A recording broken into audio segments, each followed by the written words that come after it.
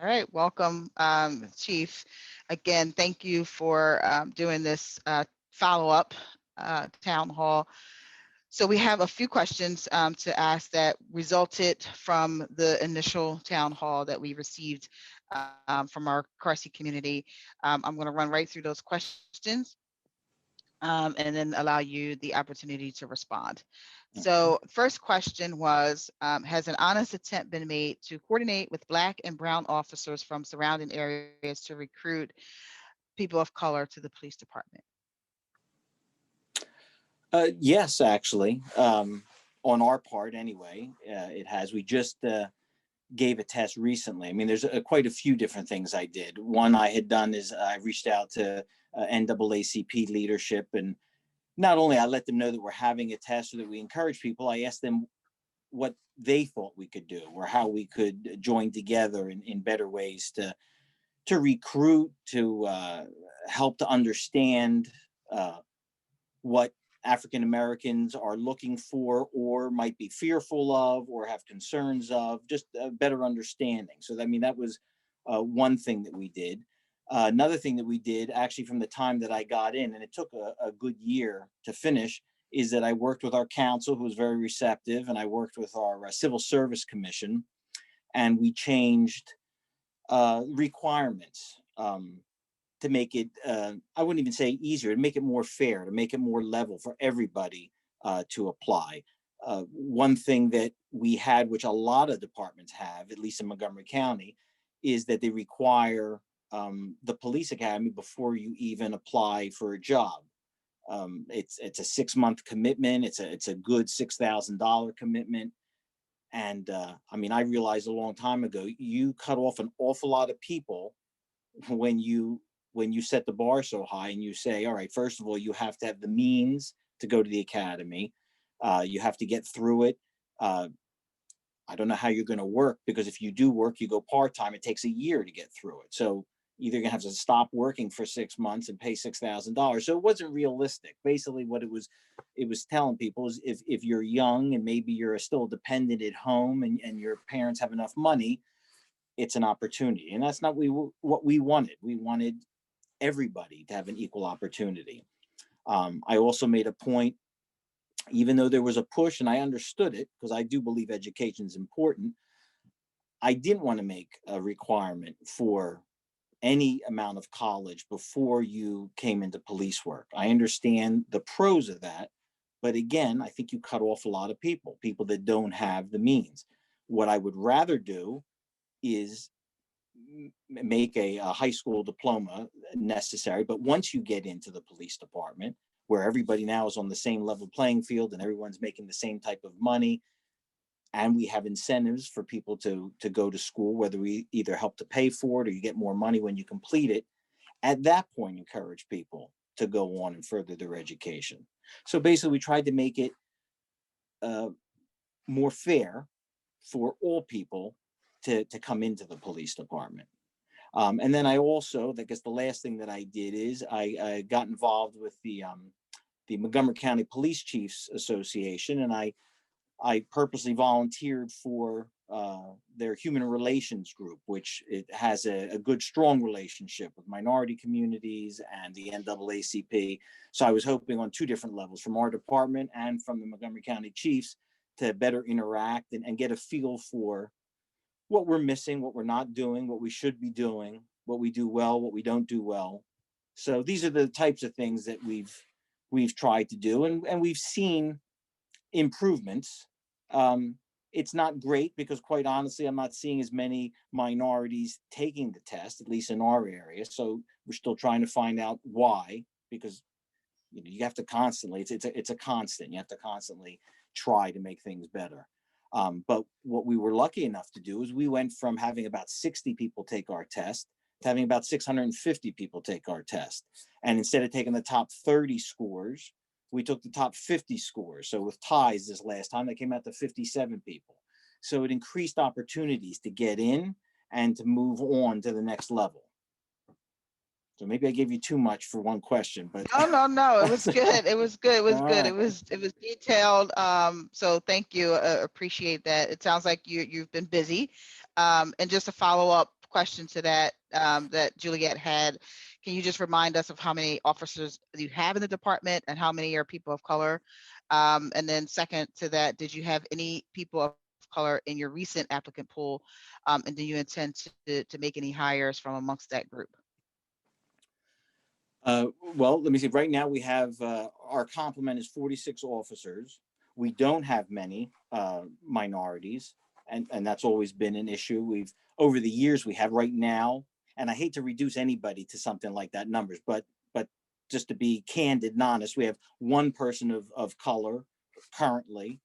As far as the testing goes, we did have people of color get on to the next level, and part of uh, part of the civil service rules that I changed was that instead of taking the number one candidate, what the most that civil service allows for, as long as the top three, if anybody's military in the top three, you have to take the military person. That's a federal law.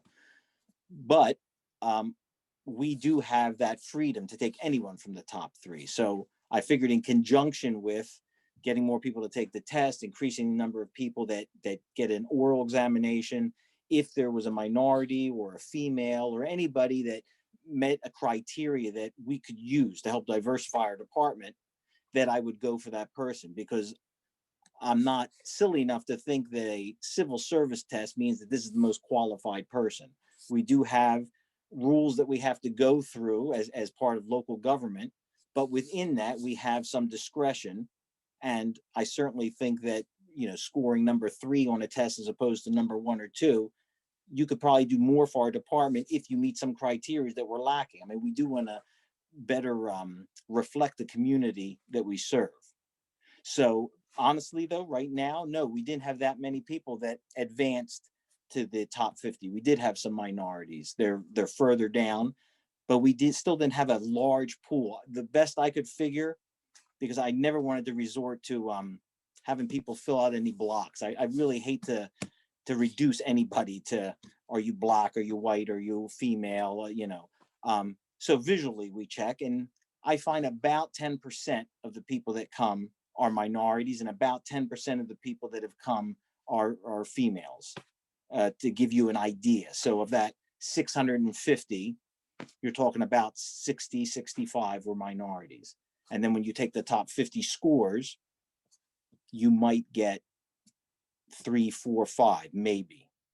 So it's difficult. It's not an easy process, and that's why we're trying to find other ways. I mean, we look for suggestions, but it has to work within the rules that we have to work from. I mean, the civil service was meant to keep things fair, so that you couldn't just arbitrarily pick somebody, say, I like you, or you fit in good here, I'm going to hire you. There has to be a fair process that everybody can see.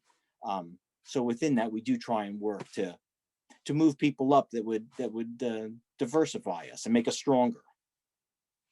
So I'm sorry, because I don't want to belabor on this point, but you said something that drew another question that I thought about. So you said you had one person of color currently on your team. I'm going to call your team. So is that person? I know you just said you have to follow certain rules. Is that person allowed to recruit themselves, or is that something that is forbidden because he or she, I don't know if it's a he or she, but he or she is already a member of your team? No, we would encourage them to help us recruit. I would never dictate to any of them, and wouldn't want to put pressure on them, because again, I don't want to reduce them to, you're a black male or female, and we could use you because of the color of your skin. I want them to know that they're also a valued member of our team, and we respect who they are. But I have asked officers, minorities, I've asked females, I've asked officers who of different sexual persuasions to help us get different groups of people. Some of them have embraced that. They think it's important. Others might have shied away because they don't feel comfortable in that. And of course, I respect what they feel. But no, I do encourage them to help us and to advise us as, what are we missing? I've asked them before. What's lacking here? What are we doing that makes you feel like an outsider? I mean, I don't kid myself that this is predominantly a white male organization in general. I'm not necessarily ours, but this field. So it's got to feel difficult. I've talked to someone I got hired with, who I consider a good friend, who retired already.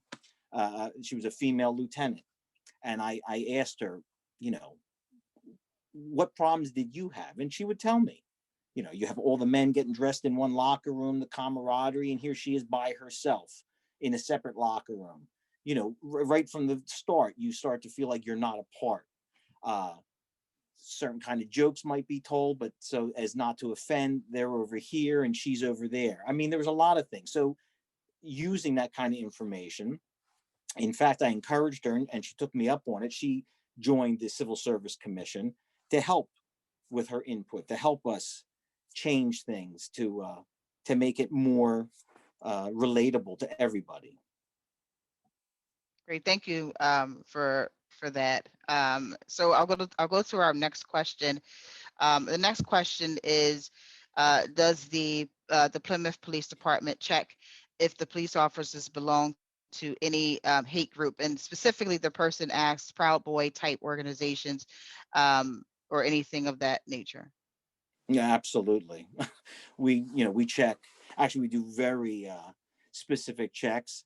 Um, One thing I've noticed over the years, I mean, even prior to this as a detective, moving up when I did background investigations, is how many people we actually uh, do get rid of through the process. And not just because we find out what kind of groups they belong to, but quite honestly, things like social media have made our jobs much easier. I mean, people choose to put their lives out there for everybody to see. So it's not too difficult for us to determine whether you're not a good fit. But absolutely, we look for that. I mean, we go to the extent that we even want to know what kind of tattoos somebody has. I mean, because sometimes, again, if you're going to reflect on the outside of your body how you feel, if it's something that's not racist or sexist or in any way demeaning, that's fine. I've got no problem with that. But if you're going to advertise that you hate a certain group or you're demeaning a certain group, then that's a person that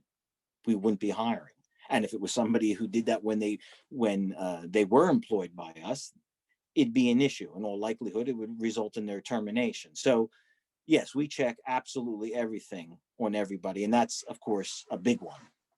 Right. And so just another question on that, in that same vein. So um, I know retaliation, right? And so and again, a lot of my knowledge of what goes on in police departments comes from television. So I'm not speaking from experience. I watch a lot of police television, but I think it happens in all spectrums of different industries in terms of retaliation. So what is the motivation that whether it's you or other senior officers are given to other officers who will make sure that it's known, right? Because your eyes can't be everywhere. And so if things are happening, outside of the outside of the actual department that are, hatred or any other thing that is not warranted as a police officer,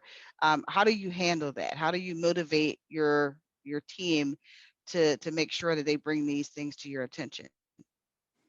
Well, there's actually a few different things we do. One is through training. We do a lot of different types of training outside organizations, the ACLU, to teach our people, or I would hope not to teach them, maybe just to reinforce the idea of what it is to be a good person, what things to be looking for. We've actually taken it one step further, where we have general orders that dictate how we act and how we behave. And we've included in our general orders that you have a duty to act, and that if you don't act, if you see these types of things, if you see an officer acting improperly, whether it's on duty or off duty, and you don't report them, now you're essentially an accomplice. You have now broken one of our general orders, where you don't have the choice of ignoring someone else's behavior like that. If you're a police officer with us, you're expected to do the right thing morally, ethically, legally. So we train them, we counsel them, we try and teach them, but we've also mandated that you don't have that choice. Um, I would imagine you'd be pleased to know, because if you get most of what you see from cop shows, which is I'm guilty. That's my guilty pleasure too. Sometimes it doesn't reflect what these people are like today. If it did, it wouldn't be nearly as interesting, because this newer generation, I talk about it a lot with some of the guys that are more senior with me. You know, we've got more than 3 decades on, how different these people are. You do get people that reflect the community that you live in. Um, it's just a different way of thinking. In general, police were more conservative, um, in their way of thinking, and now all of a sudden you see how much more, liberal minded they are, and how more they reflect the community that they serve. Um, it's not the same as it might have used to be. It's not such a closed off society. Police, more so in the past, when the times that I started and before, associated amongst themselves. It was a close, tight knit circle, and that's not a healthy thing, because then you get that it's us versus them, when there is no us versus them. I mean, we are them. We are all supposed to be, in the same group. I mean, I've arrested people that I would wind up meeting at another time, sharing a bowling alley with, and they wound up showing my kids how to throw the ball right, because I treated them with common decency and respect. I mean, just because you arrest somebody doesn't mean they're less of a person. There are domestic disputes, there's a drunk driving. That doesn't make that person a hardened felon who's dangerous. It could still be one of your neighbors. It could still be one of the shopkeepers that you frequent. So I guess my point is that you'd be surprised with this younger generation, which is a good thing. Again, it's its own type of diversity. It's changed the thinking. It's a much more looser community. It's not the black and white Jack Webb 1950s style policing that you might conjure up in your mind. It's much different.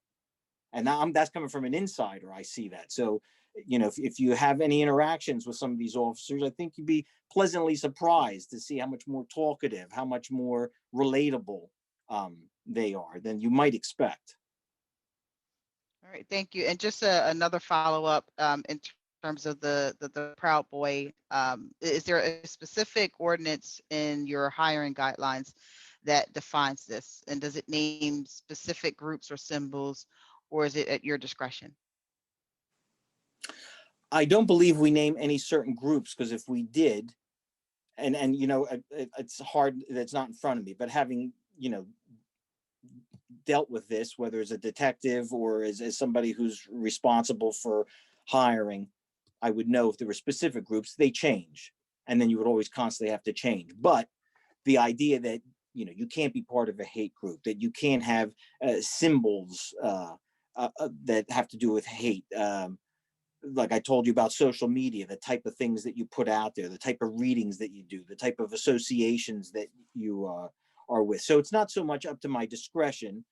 We do delineate, about hate groups, about any incidents that might be in your past that lead us to believe that even if you're not part of a hate group, that you've done things or participated in things that somehow target, um, you know, different segments of society.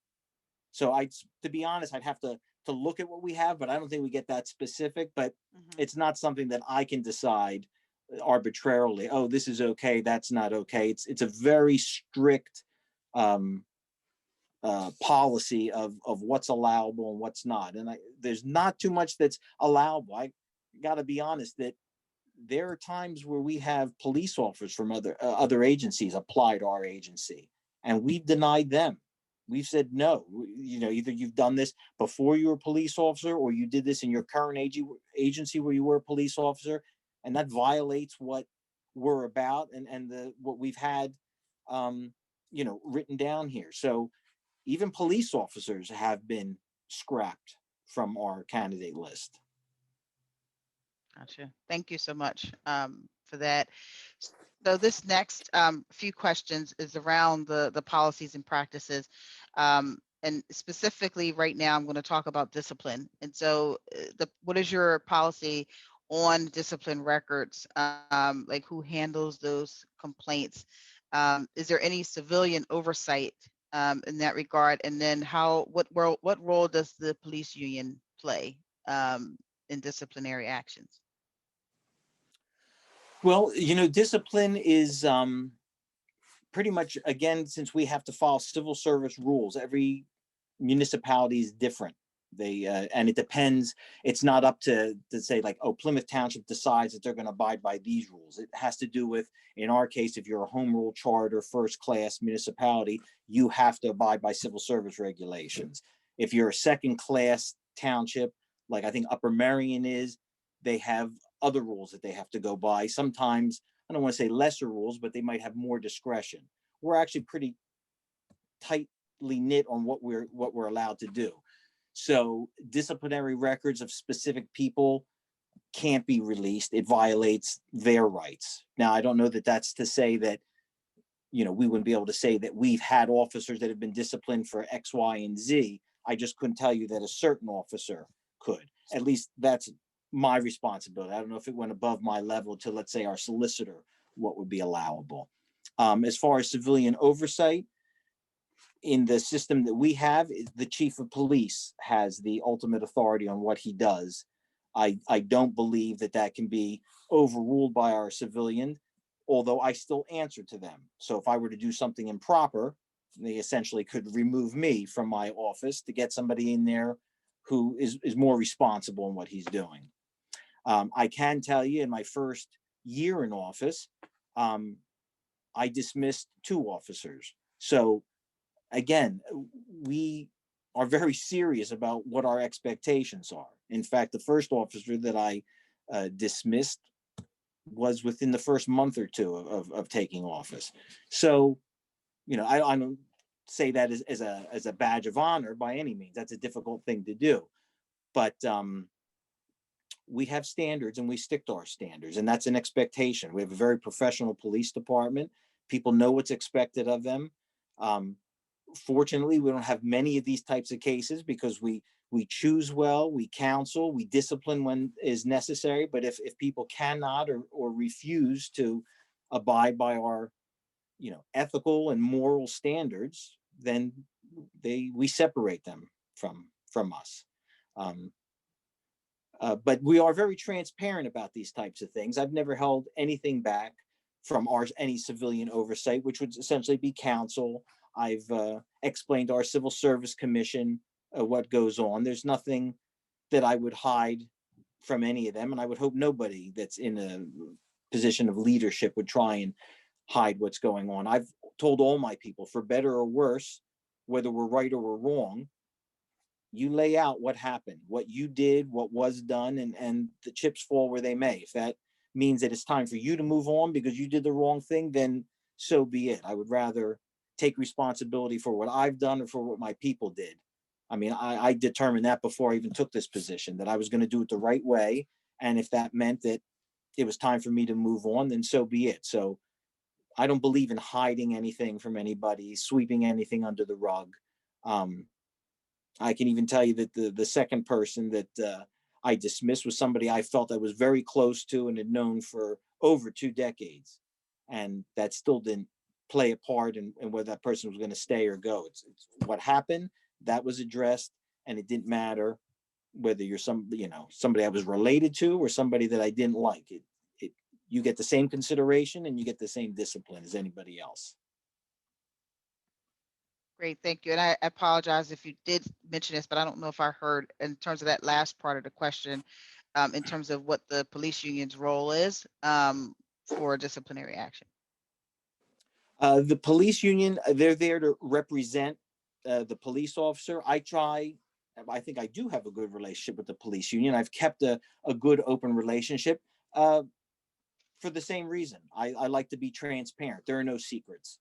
I don't hold any information back. I think that they should know exactly what's what's happening, what's going on, that their officer has every right to defend themselves.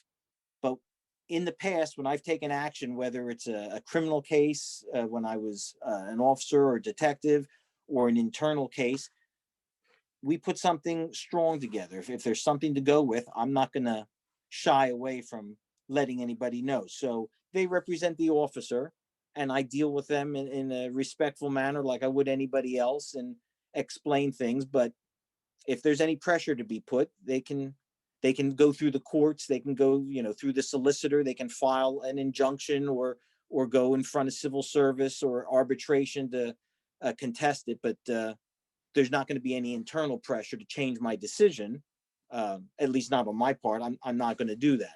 But I'll go through the process, and if we lose, we lose, and then that's something I have to live with. But we're going to do what we feel is the right thing to do, regardless. All right, thank you. So this next question is referencing, I think, a conversation we had during the last town hall.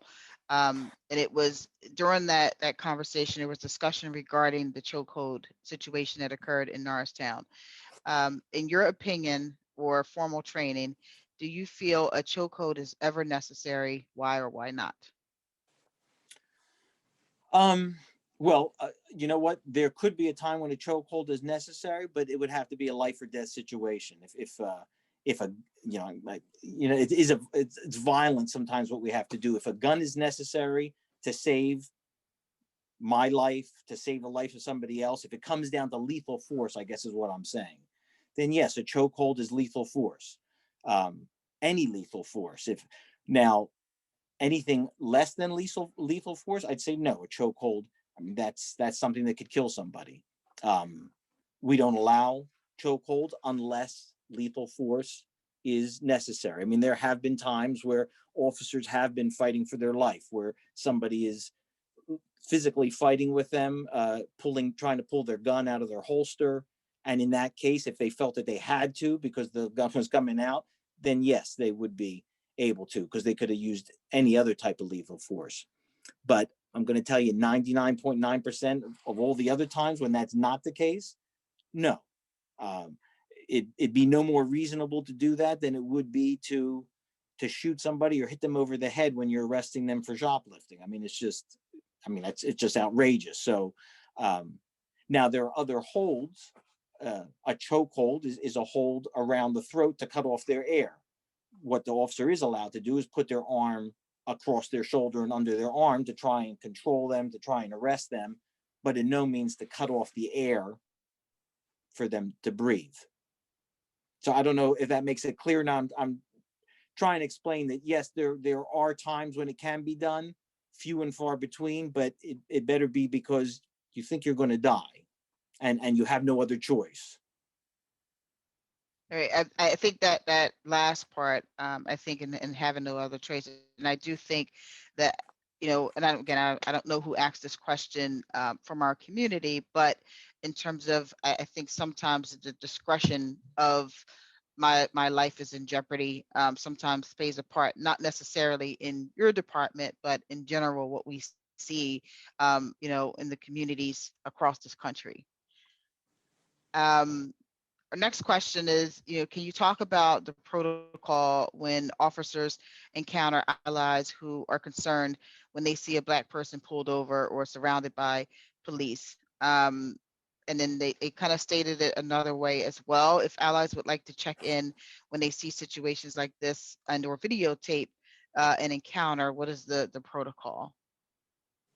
I'm sorry. I think you got cut out a little bit. If who Oh, sees? sorry. An ally, so someone who would check to see. So I guess more so just another citizen, another a term for a citizen. If I'm, if I see a certain situation happen and I do not, agree that what's going on is right. What's the protocol for me as a citizen to, whether videotape the encounter and then turn it into the police? What is that protocol? Well, first of all, I mean, any citizen is free to videotape, audio record any police officer that in the course of their duties. That's their right to do, as long as they don't physically get involved, right on top of them. But that's always something that's allowable. If anybody tells them that they can't, they're wrong. They can. And certainly we'd be interested in anything that anybody thought was improper. I can tell you, not that it should preclude anybody from videotaping anything they see is wrong. Our department, and I can't say for a certainty, I know we were one of the first, and we still might be the only, that every uniformed officer on the street and every marked patrol car that we have are outfitted with audio and video capability. So every car is recording, and every officer has recording on their body. And these are things that we do make a normal part of our normal duties, is to check those cameras. We don't see everything that happens, but even if there's not an incident, I have certain lieutenants that their job is to indiscriminately pick out a video. Give me this date, this time, this officer, just to check to see if we find anything inappropriate, even if there has been no complaint. Same thing from the cars. And then certainly if we get a complaint of anything, we pull all that information and we look at it, we log it into evidence. So we do that on our own also. But we would encourage anybody, if they see or hear anything, absolutely. There's really nothing that any of our people should be doing that they should be afraid to have videotaped or audio taped. Even when our officers talk to people on the phone, there's wiretapping laws in this state. You're not allowed to tape somebody when you're talking to them on the phone. But if you're talking to a police officer that's on duty, they don't have an expectation of privacy. So you could tape them if you felt that they were saying something inappropriate to you or not treating you with respect. So you have those rights. And if the officer is doing something that he shouldn't have been doing, then we're absolutely going to take action against him. I mean, there's just no defense to that. There's nothing that they should be afraid to do. And is that considered on duty and off duty, in terms of if a a police officer is doing something that is wrong, but he's off duty, but using their authority as a police officer to justify their behaviors? Are those rules and those protocols still apply? Well, you can videotape anybody at any time. You've got that freedom, unless you walk up to their window and you peek into their house. That's a different story. But you can do it to anybody. I guess the one thing I was saying that was if you were going to wiretap somebody, that was the only thing where if they're so if you were going to sit there and call somebody on the phone, let's say it's an off-duty police officer, and then tape your conversation, that I'd be careful about doing. I talk to a lawyer first, because that would probably be a violation of wiretap. But anything that anybody does, you can videotape and audio tape, and you're not doing it surreptitiously if you hold up your phone like that for everybody to see anyway. So yes, absolutely you can if they're off duty and they're doing something, and that would be just as big a concern for us as would if they were on duty, because we have those same rules that dictate their the way they act when they're off duty, especially if they're using their police power. Okay, great, thank you. All right. Our next question is around oversight and discipline. So regarding officers who say they get scared and fire inappropriately, is there a mechanism to identify or weed out officer candidates or seasonal officers that are more prone to being fearful while on patrol? For example, reoccurring psychological examinations.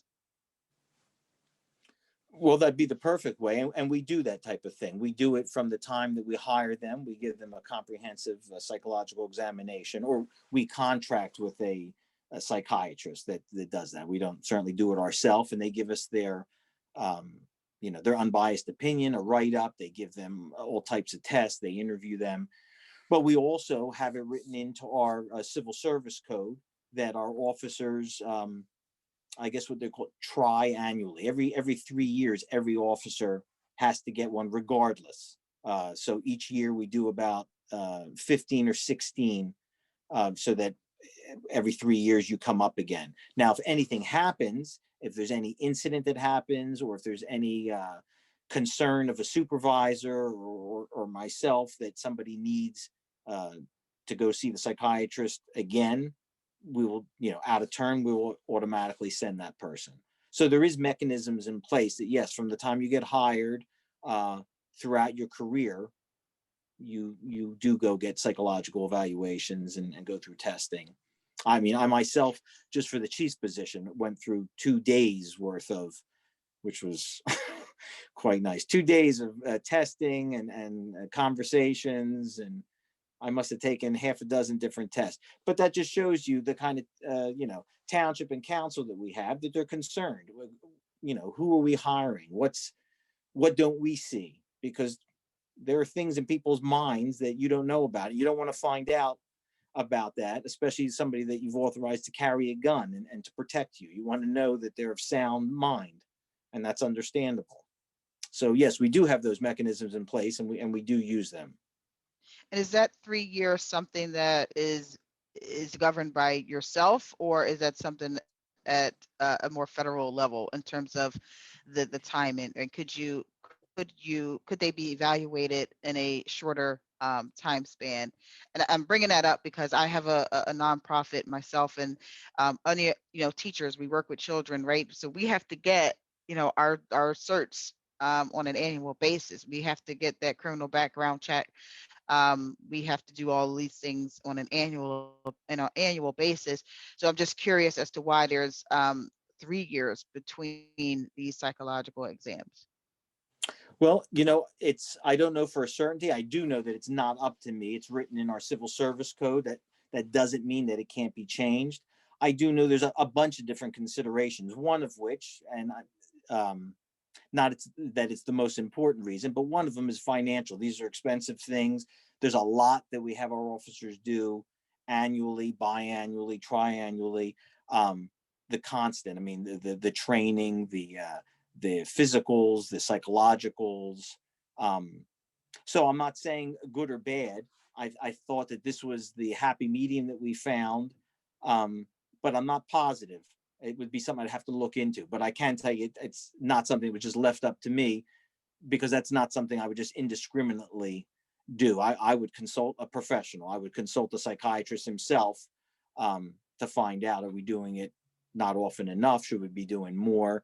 And my understanding is from the psychiatrist that we've put on retainer that it's a proper cycle. But I could look into always to see if other departments are doing it more often. Honestly, I'm not positive that all departments do it at all. But it's certainly something to look into. I do have to weigh, unfortunately, with some of these things, the cost and the time away. I mean, when I send somebody for these things, I lose them for almost half of the day between getting there, the test that they take, the talking. And when you're talking about 50 officers, I'd be sending 3-4 people a month. It starts to take a toll on how much money it costs. But if it was a necessity, or if there was a problem, I would certainly reevaluate it and determine whether we're not doing enough. Okay. Thank you. So our next question is, and I think this also stemmed from the previous conversation. And so this is kind of like a follow-up question from a conversation we had where something was mentioned, I fear for my life. And it seems to be a police default answer. Can a police officer say they fear for their life even if there were no real threats? We've seen this happen in the news time and time. It appears there is little to minimal repercussions for using unwarranted force by police officers. What are the protocols for holding these officers accountable for their actions? It's hard for me to say for other police departments. I find it hard to believe, at least in our department, I can't even imagine that it'd be difficult to hold anybody accountable. We use the same standard as we would for arresting anybody. I mean, I've always used the same standard in my internal investigations as I had for my criminal investigations. They're just as thorough. think the only thing that I do different is I'm careful how I treat the officer during the investigation, because there's always the chance that you're going to retain this person. You don't know until you've finished putting all your information together. But as far as how detailed it is and what the expectations are and what the law is, it's all fairly simple and laid out if you don't make allowances for somebody because they're wearing a badge, or because they work for your department, or because you want to avoid the embarrassment of saying we did something wrong. But like I said, that was something that I put aside when I took this job. If somebody did something wrong, and I'd have to answer for it too, because I've hired them and I trained them and I've retained them. Um, we're not going to shy away from that. I can't speak for other agencies. It's quite honestly, it's not that difficult. Just because somebody says I feared for my life really doesn't mean anything. Okay, you said it. I got it. I'm going to do the investigation to see if a reasonable person in your situation would also feel feared for their life. And there are things that we do um, from the time that we choose people throughout their career with the training to make sure that they don't feel like they should fear for their life. And it's a two-sided means of doing this. One is some of the training we have with people like the ACLU of how to just to deal with people, talking to people. Yeah, you can't hire somebody who just feels like they're an authority figure, or like they're a soldier and that they're in an occupied area and they're just keeping people in order and keeping them from committing crime. You're somebody who's here to help people. You're to keep them safe. You remind yourself that they're your neighbors, they're your friends. They could be people whose shops you attend. You're not there to keep anybody in line. I'm proud to be a public servant. That's what you are. I've done it for 32 years. I love it. You're here to help people. Sometimes you're here to help them, keep them safe. Sometimes you're just here to, help them find their way or change a tire. So one of the means is how to relate better to people. So you're not afraid of somebody because of the color of their skin, or because they're, you know, whatever it might be, a big male and you're a smaller female as a police officer dealing with that person. You can't automatically just be fearful of that person and think you're going to use force. And honestly, the other way that we do this, because we found this through research, is also teach our people how to use their body better. Instead of, because one of my fears is, especially for some of our, let's say, smaller officers or female officers, I don't want them to feel the need to automatically go for a gun or to go for a baton or to go for a taser. You shouldn't have to do that. That should be an absolute last resort if you have to. These people have to feel confident in using their body, using their hands. I always preferred to do that when I was a patrol officer. If I had a flashlight in my hand, the first thing I would do is I would drop the flashlight. I didn't want anything in my hand. If somebody attacked me and I had to strike somebody, I'd rather strike somebody with my hand or my fist than have a metal flashlight in my hand, or a baton or something like that. I wasn't looking to hurt anybody. You're just trying to subdue or calm somebody down, maybe just lay on top of them. So my point is that we've done physical training with our people to make sure that they understand how can you subdue somebody if you had to, if you were attacked or they were attacking somebody else, without having to hurt that person. Because quite honestly, it's easier to hurt somebody, to sit there and punch or kick or take an object and smack them over the head. That's terrible. It's more difficult to learn a hold, to try and keep their arms together, or to do something without having to choke them. So we try and take that two-pronged approach. How do you deal with somebody in a respectful manner? And if you have to use force, how do you use your body, which most of the time is enough to subdue somebody, so you don't actually have to, you don't actually hurt somebody. You don't give somebody a concussion when you could have just maybe put their arms in a grip and got some handcuffs on them without anybody getting hurt. Because a lot of times, I mean, I've had to wrestle with people that unfortunately all they were having was a seizure. But when you come out of a seizure, usually when it's a head injury, you don't know who you're dealing with, and they would start fighting with you. Well, one of those persons I remember as a young patrol officer was it was a preacher right across from a Germantown Pike, what's now the Storehouse Church. I didn't want to hurt that person. but he was swinging on me and he was much bigger than me. Thankfully I knew how to use my body. I got him in a bear hug and I waited till somebody else could subdue him. But he was a good person. I mean, my gosh, he was a very good person. You can't just justify though, oh, he swung at me, so I was afraid and I had to hurt him. That's not what we want to do. So there are other ways, and that's one of the ways that we try. I don't want people to feel like they have to be afraid, that they have to resort to that.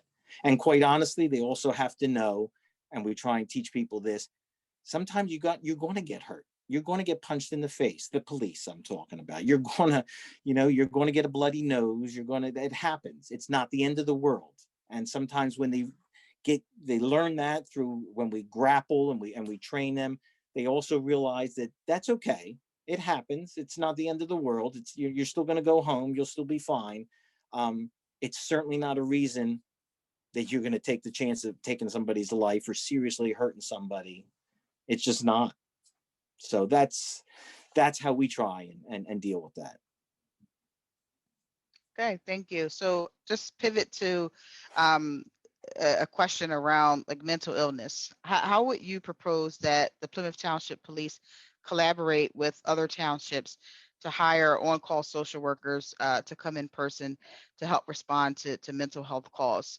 We saw this summer in Philadelphia where the young man was killed, and it was the call that went into the police told them that he was having a mental breakdown.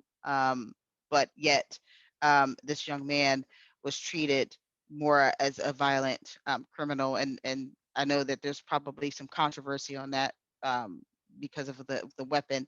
So how do you propose that you can handle that? And again, maybe is that something that is already in the works for Plymouth Township in conjunction with some of the other local Montgomery County Township Police Departments? You know what? Well, first, when we have these discussions, I'm never going to just tell you what you want to hear. I'll be completely honest with you. So at least we have an honest discussion. That's not something that I've been too keen on for a few reasons. And it's, I guess, based on my experience, a lot of it. And I'll explain why.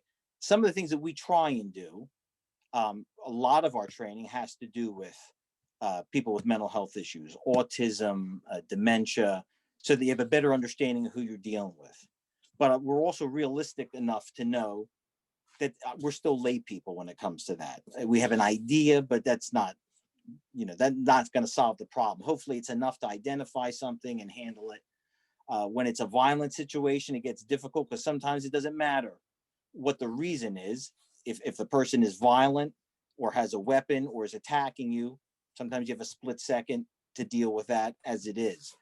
But as far as trying to be proactive, which is always a good idea, and get with people that have more knowledge than you to help with these situations, looking at some of the other departments, and I guess it's mostly been in other counties. I've noticed that Ben Salem has made a push to do this. I hate to say that it's a lot of it seems to be more PR than realistic. And some of the reasons I've seen are, we get these calls constantly. I mean, I'm trying to think, we have about 20,000 calls for service a year. So, and that's just in this township. And when we do get a call, especially if it's not just a violent call, but anything that's important, somebody needs us right away, our response time, I'd be surprised if it's not under a minute. It's fast.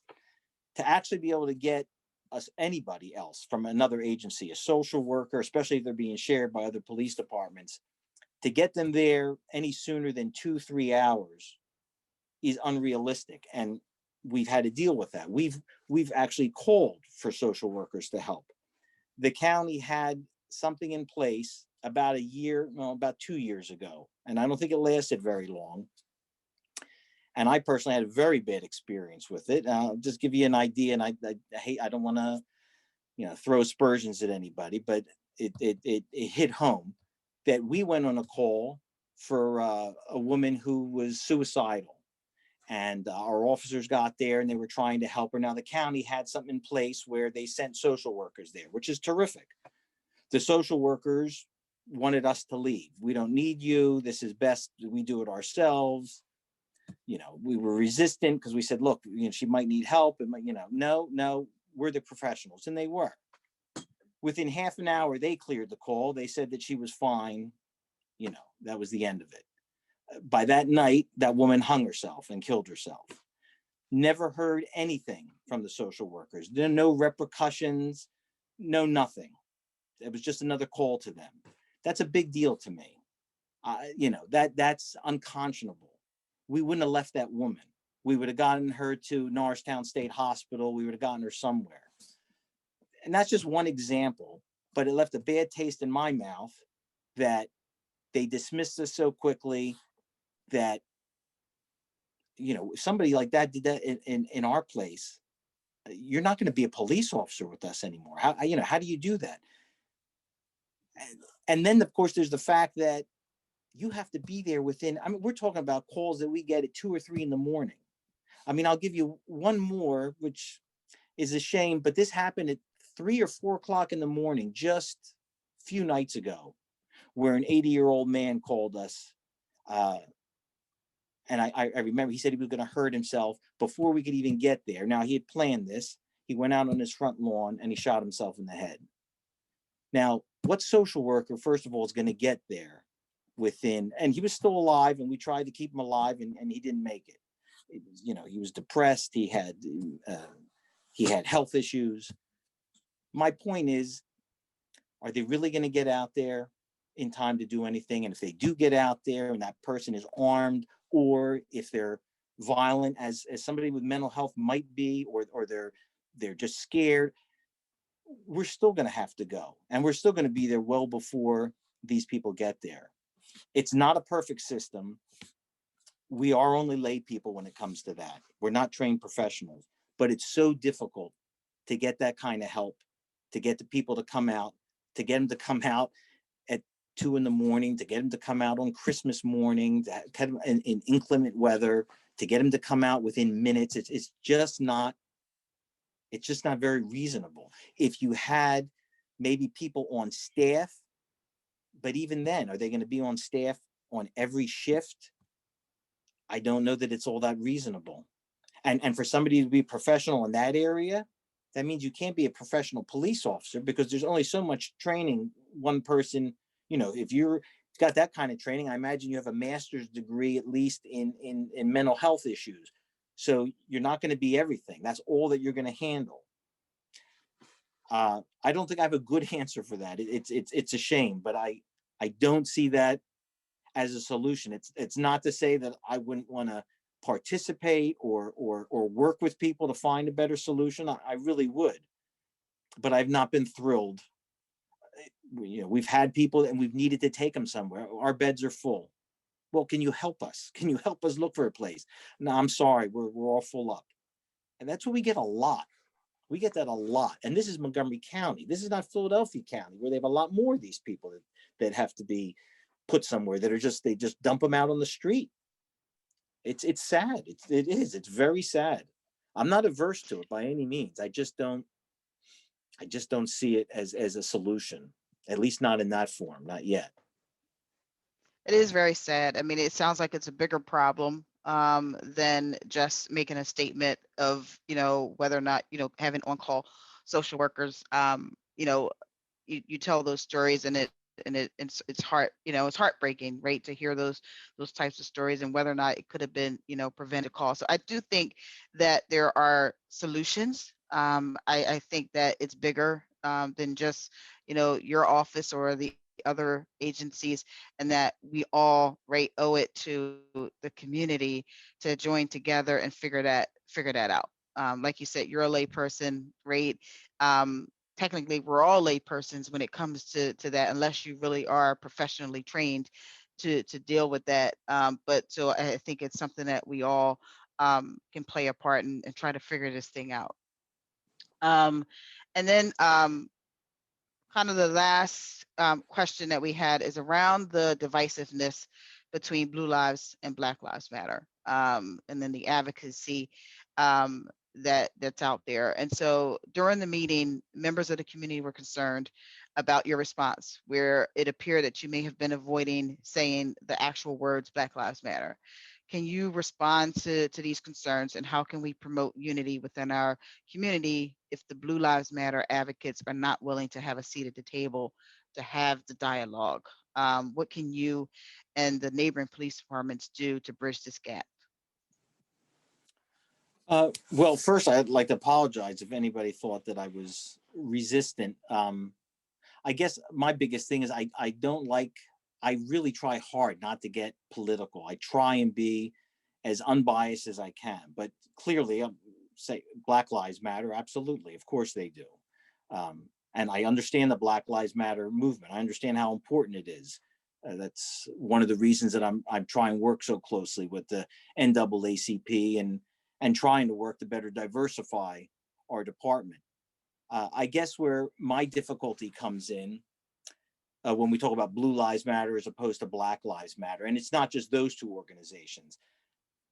Over the course of my career, I've actually encouraged officers to keep their personal views to themselves. If we were to have a pro-life rally and the next week have a pro-choice rally, I need my officers to give both of those people the same respect and the same voice and protect their rights, because it's really about them. It's not about us.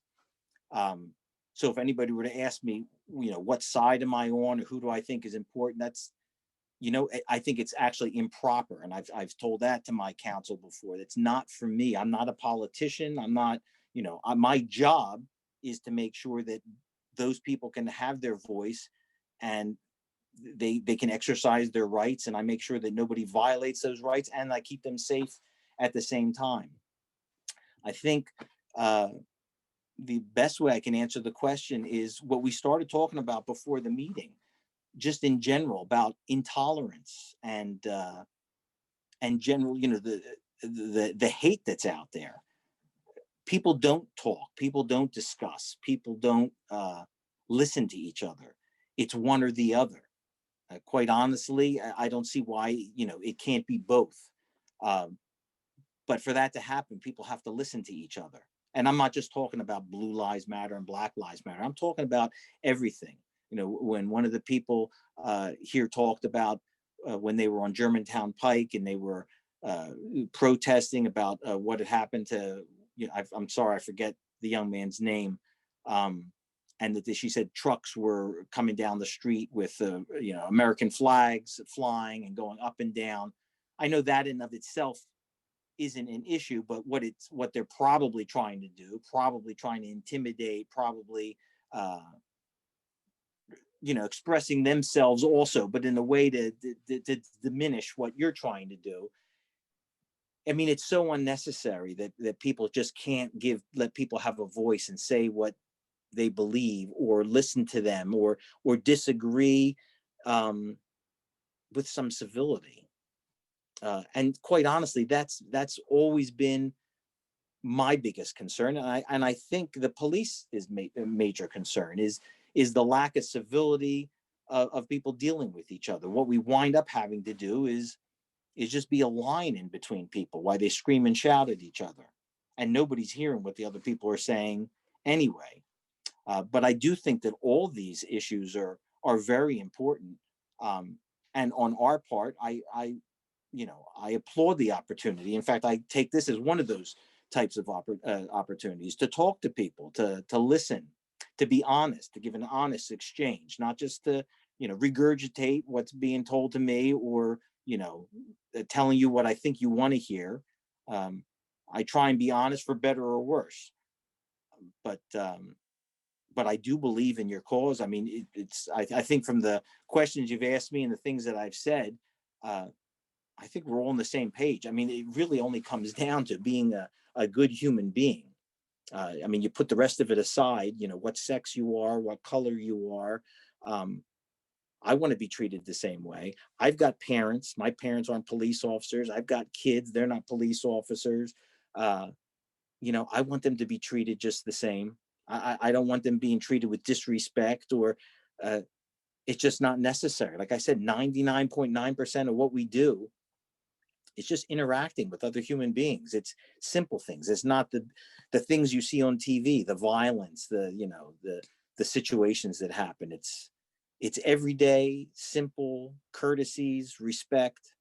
And I think it all translates into this question: is it'd be so nice if we could do that.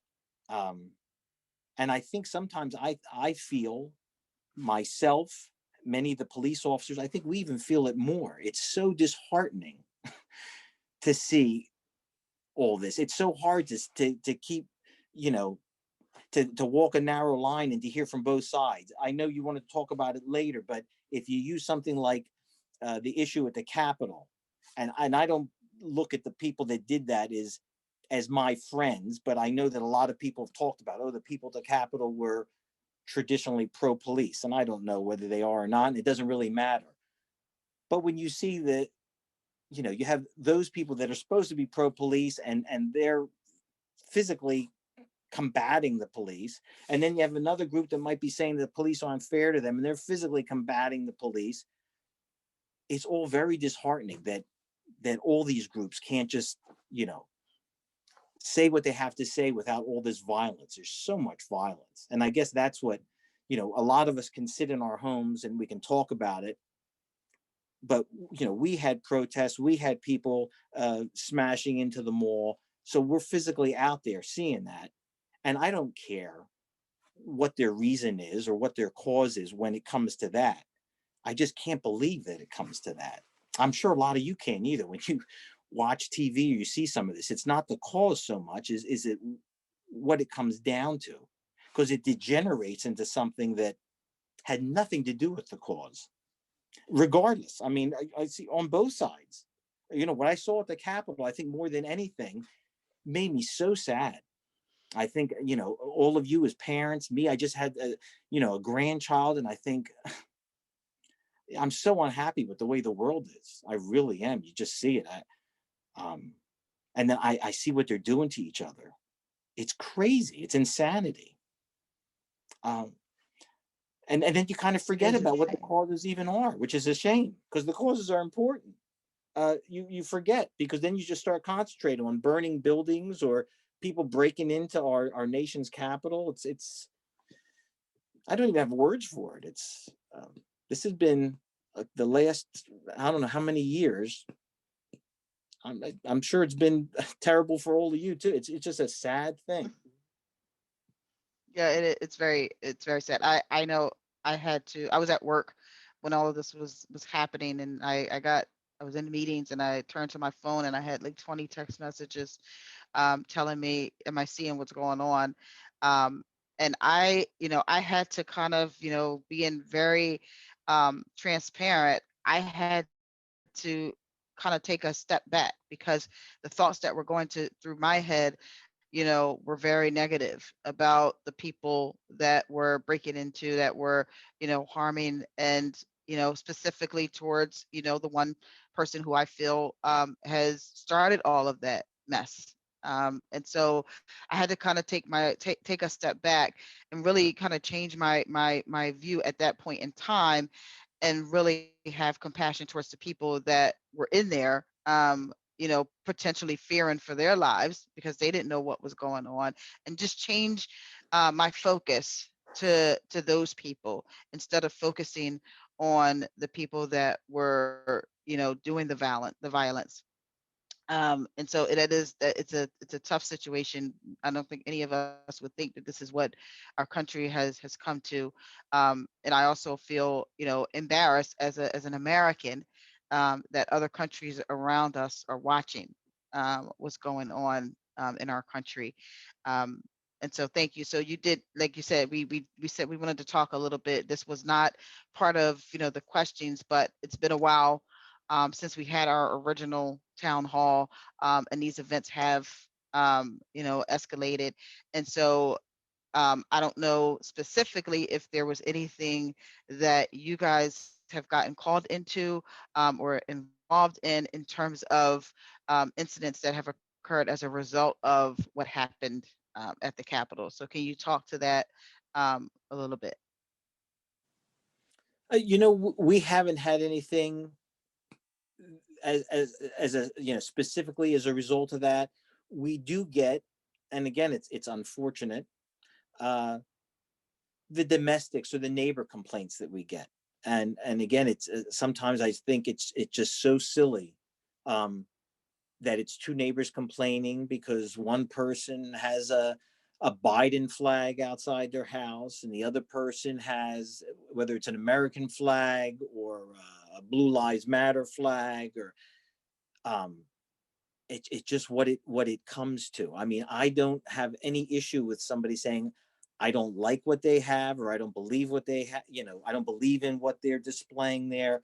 But when it gets to the point where people who, let's say, have lived together or lived next to each other for 15, 20 years, and they were actually friendly with each other, and all of a sudden in the last year or so they become almost bitter enemies, is just beyond me. um and I think a lot of it is sometimes we just look at things too simplistically. I know that there are people that saw some of the protests that devolved into riots, um, and they'll say that's what Black Lives Matter stands for. That's what they do. Well, I know that that's not what Black Lives Matter does. I mean, just because you have a crowd of thousands of people, it devolves. Sometimes people come to these things with the express reason to start trouble. Uh, Same thing with all these groups, whether it's Antifa, whether it's the people that call themselves patriots, or uh, they just they take what started off as a message, and they've turned it into something so ugly on both sides, and it just fuels the other side to say, see, I told you, look at this, or see, look at this. But then it devolves into fights amongst our neighbors. I mean, I can't tell you how many calls we go to like that, and that's these are people that these aren't strangers anymore.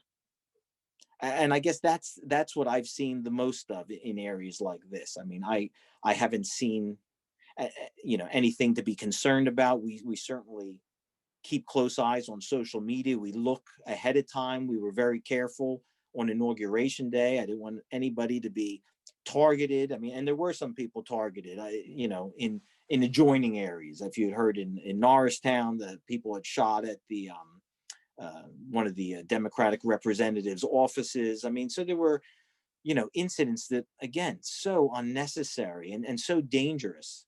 Um, but these are the kind of things now that we're preparing for, just to make sure that people can at least get through an inauguration in safety, just because of who they voted for, what they believe in. So again, I don't know that there's a good answer. My belief is in no violence. My belief is in everybody being able to express their opinion, but civilly and respecting other people. Um, and I guess that's where I stand. I've always kind of prided myself in being in the middle. I consider myself a moderate. I can listen to anybody. I can't listen to hate. I don't condone any side that hates anybody or resorts to violence to get their message across. That I can't see, because there's too many innocents that get caught up in that. But I mean, I do applaud you ladies. I do applaud your cause. I think it's not your cause really; it's all of our cause. I mean, uh, I'm not on the outside looking in. I hope not. I like to think I'm right in there with you as part of that. I mean, I don't see that. Being there for justice for everybody, or level playing field for everybody, or respect and courtesy for everybody is should be one-sided. I mean, I don't know who's against that. And if they are, then that's hate. That's and I'm not for that. Well, this was great. Thank you. I guess my last parting words, and if any of the other members on would like to also say something in the final minutes of this, just right, we want to have that dialogue. A couple of things you mentioned in in responding to the questions was around the need to be able to have the dialogue, the need to, hey, we all have different perspectives, but what do we have in common? Like you said, we're all humans. And if you can see the human side of things, that could take us a long way. And so in that, I guess my ask of you, if you have not done this already, is to advocate with your fellow police chiefs within the colonial area, and as well as Montgomery, to advocate for them to have these types of conversations with the community. Be willing to step up and be, not just have the conversation, but like you said, not from a PR perspective, but more from a transparent and vulnerable situation. Because the only way that we're going to get through you know these years, right? It's not over. 2020 was a tumultuous year. It was we could put a lot of adjectives to it, but we got to heal, and we can't heal, just by sitting still. We can't heal by just being silent. We have to, speak up, and then step up, so that we can make a difference in our community, and to have true equity across our community, right? We're one group trying to do it in the colonial community, but if we can, encourage and motivate others, I think that'll be, a beautiful thing, and fulfill our vision and our purpose. So that ask is just if you could definitely advocate with your fellow peers to also be willing to have these conversations. Ladies, did anyone else have any parting words? Or I just want to thank the chief. Thank you so much for spending the time with us and following up on our community members' questions. We really appreciate it. We look forward to continued conversation. You guys get me start talking. You see how long these things can go. I told you I can't shut up once I start going. But it was my pleasure. I enjoy having these. Actually, it's important. It's not just important for you. It's important for me. I need to hear what other people have to say. I mean, I reach out to the community on our social media and say things, but I'm a big believer in just shutting your mouth and listen. I need to hear what other people say, whether it's good or bad. If you're saying you're not doing A, B, and C, that's probably more important than what good things we're doing. We'll constantly evolve. We'll constantly change. I think I'm far from perfect, so I need criticisms. Might hurt my feelings sometimes, but I still need the criticism so we can do better. So I appreciate this. I do, and I look forward to as many of these as we can do. I think it's a great thing. awesome. So thanks again. We hope that we could do these in person at some point. We get through this COVID thing. So thank you so much. Can I just say, oh, sorry, Melissa, go ahead. Yes. I'm not going to, I don't want to open up a whole other topic, and I really do appreciate the time that you took with us tonight. I'm a clinical psychologist, and I would not be someone who should respond to a 2 a.m. call, because my training, even within my field and my doctorate degree, I know about crisis management, but it's not what I do all day long. And so, but I know that it's a difficult thing to assess and make a determination about whether or not somebody needs escalation to a inpatient situation or not, and it's a special skill and all of that. And it's not always the right decision's not always going to be made, and people are going to take their lives into their own hands. Unfortunately, no matter what we do, we can't put everyone who says, I think I want to kill myself, into the hospital, right? So there's that. But I just there was something about as I was listening to you speak, there was my sense was that your heart and your soul was, and your training is, and what your police force is equipped to do is exactly in the right place. But there was just something there that I felt like I was reacting to a little bit about, that I think really what it speaks to is similarly to, what do we not know about why our police force isn't more diverse? Maybe a similar question about, what do we know about why we're not always coordinating mental health services effectively, or why are we not always knowing how to respond or collaborate? I think maybe that's what came up for me, is are you asking that question too. And I'm guessing you probably are, because you seem so thoughtful about all of these topics that are coming up. But I couldn't let that go as I was listening. Just No. that, And just so that thanks you for know, asking those questions. What else do we need to do? What can we do more? What aren't we getting right? right. In terms of And responding, and also in terms of collaborating.